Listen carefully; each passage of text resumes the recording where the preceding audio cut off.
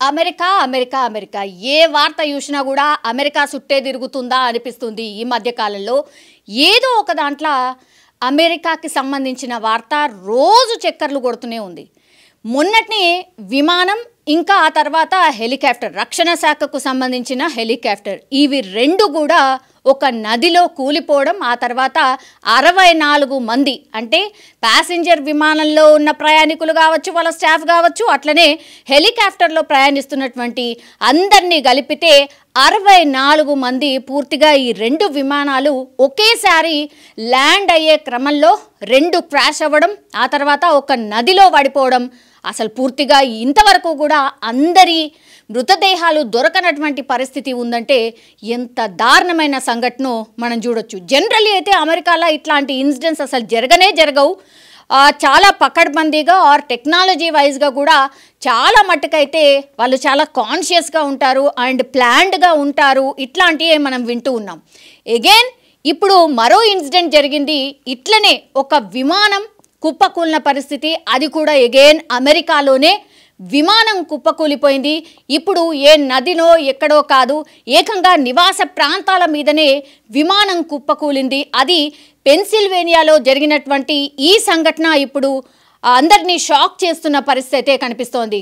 ఘటన తర్వాత ఇంకో ఘటన అసలు జరిగి 2 రోజులు కూడా కాలే. మొన్ననే ఈ వాషింగ్టన్ దగ్గర జరిగినటువంటి ఇన్సిడెంట్ ఇది.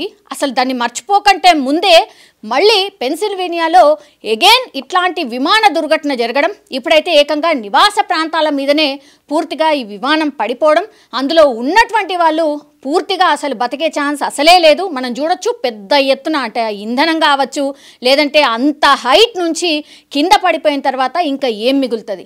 అత్యంత ఘోరమైన సంఘటన ఇది. సో ఇది పెన్సిల్వేనియాలో జరిగినటువంటి సంఘటన. ఇప్పుడు నివాస ప్రాంతాల మీద కూలింది కాబట్టి ఆ నివాసంలో ఉన్నటువంటి వాళ్ళు కూడా మరి ఎంతమంది చనిపోయి ఉంటారో ఆర్ ఎంతమంది గాయపడి ఉంటారో అనే లెక్కలు తేల్చే పనిలో ఇప్పుడు అందరూ పడ్డ సిచ్యువేషన్ అయితే కనిపిస్తోంది. కానీ అమెరికాలో ఇట్లాంటి వరుస ఇన్సిడెంట్ ఇప్పుడు షేక్ చేస్తున్నాయి ఆర్ షాక్కి గురి చేస్తున్నాయి అనుకోవచ్చు. ఎందుకంటే పూర్తిగా మనకు తెలుసు లాస్ ఏంజల్స్లో మొన్న అసలు మంటలు పూర్తిగా ఎగిసిపడుతూనే ఉన్నాయి. ఎక్కడో చోట కాలిఫోర్నియా కావచ్చు, లేకపోతే ఇట్లా లాస్ ఏంజల్స్ కావచ్చు, ఈ హాలీవుడ్కి సంబంధించిన పెద్ద పెద్ద స్టార్ల ఇండ్లు కూడా అగ్నికి పూర్తిగా ఆహుతైన సిట్యుయేషన్స్కి సంబంధించిన వార్తలు మనం వరుసగా చూసాం. 15-20 రోజుల పాటు ఆ కార్ చిచ్చు పూర్తిగా అమెరికాని ఒక రకంగా షేక్ చేసింది అనుకోవచ్చు. ఆ తర్వాత ఇప్పుడు అగైన్ ఈ మొన్న జరిగినటువంటి విమాన సంఘటన, ఆ తర్వాత ఈరోజు ఏకంగా పెన్సిల్వేనియాలో ఒక నివాస ప్రాంతం మీదనే ఒక పూర్తిగా ఏరోప్లేన్ కుప్పకూలిపోయింది. అందులో ఒక్కరు బతికే ఛాన్స్ లేదు. పూర్తిగా నివాస ప్రాంతాల మీదనే విమానాలు పడ్డటువంటి సిచ్యువేషన్. ఇప్పుడు అమెరికా కాబట్టి అన్ని యాంగిల్స్ ఆలోచించే అవకాశం కనిపిస్తోంది. ఎందుకంటే దీని వెనకాల ఏమైనా కుట్ర దాగుందా? ఇప్పుడు వరుసగా మొన్న 2 రోజుల క్రితం జరిగింది, మళ్ళీ ఈరోజు 2 ఇన్సిడెంట్స్ ఒకదాని తర్వాత ఇంకోటి.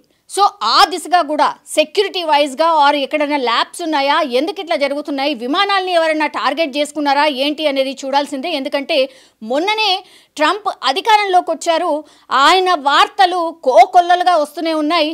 చాలా వాటి మీద, చాలా ఫైల్స్ మీద ఆయన సంతకాలు చేస్తున్నారు. ఎవరు ఎక్స్పెక్ట్ చేయనటువంటి డిసిషన్స్ చాలా ఫాస్ట్గా తీసుకుంటున్నారు.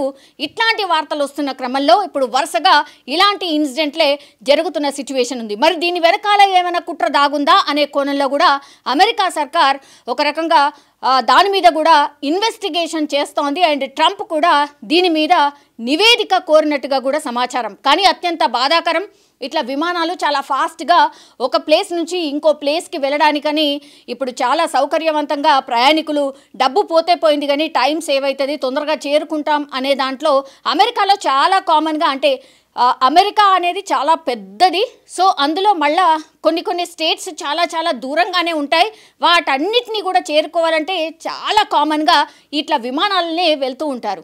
అట్లాంటి విమానాలనే మరి ఎవరైనా టార్గెట్ చేశారా ఏంటి అనేది కూడా ట్రంప్ సర్కార్ ఫోకస్ పెట్టినట్టుగా మనకైతే వార్తలు వస్తున్నాయి. చూడాలి మరి ఇందులో ఈ ఇప్పుడు జరిగినటువంటి ఇన్సిడెంట్లో మరి ఎంతమంది చనిపోయారు, నివాస ప్రాంతాల్లో ఉన్నటువంటి వాళ్ళు ఎంతమంది చనిపోయారు ఏంటి అనేది కూడా ఇన్ఫర్మేషన్ అయితే రాలేదు. విమానం అనగానే మనకు తెలుసు మినిమం అయితే 50 నుంచి 60 మంది డెఫినెట్లీ ఉంటారు. నివాస ప్రాంతాల మీద పడ్డది కాబట్టి ఇంకా 10-20 మందో అందులో కూడా మేబీ చనిపోయిన వాళ్ళు గాయపడే వాళ్ళు ఉండొచ్చు. సో ఇన్ అండ్ యావరేజ్గా మాత్రం 60 నుంచి 70 మంది చనిపోయే అవకాశం ఉందని ఇప్పుడు వార్తలు అయితే వస్తున్న సిచ్యువేషన్ ఉంది.